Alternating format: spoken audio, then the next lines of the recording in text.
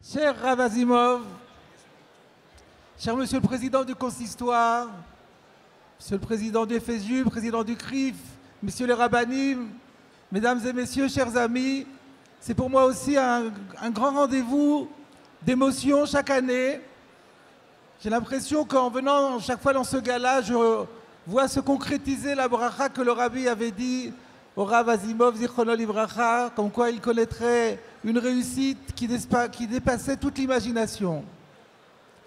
J'ai pensé, à propos de la paracha de la semaine prochaine, qu'il y avait une allusion très claire à l'enseignement du Rabbi de Lubavitch. Vous savez que dans cette paracha, le Zohar HaKadosh fait remarquer que Dieu lance un appel à Moshe Rabbeinu par 3 fois, de manière emphatique, de manière complètement inhabituelle dans la Torah. Il y a écrit 3 fois, juste l'un après l'autre, Ve'ata, et toi, Ve'ata tetzavé, Ve'ata hakrev, Ve'ata tedaber. C'est quoi la signification, pourquoi ces 3 appels? Vous remarquez que les 3 appels désignent les 3 midot principales qui ont été donnés par le Rabbi comme modèle pour tous ses élèves.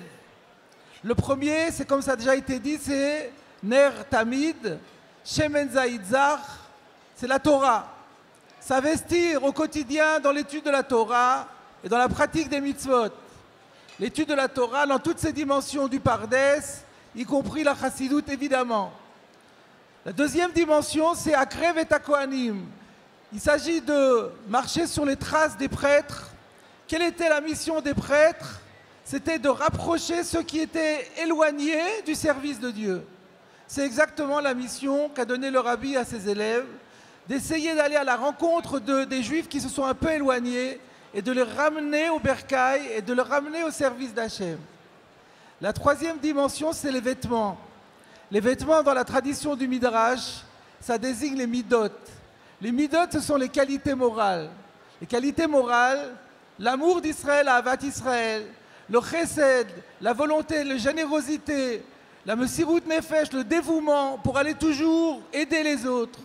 Voilà, me semble-t-il, 3 appels qui résument tout ce qui est toute la réussite du mouvement Lubavitch. Je le récapitule, la Torah et les mitzvot, le kiruv rochokim, et troisièmement, les midot tovot.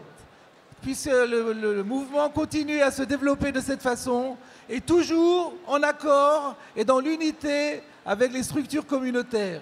Amen.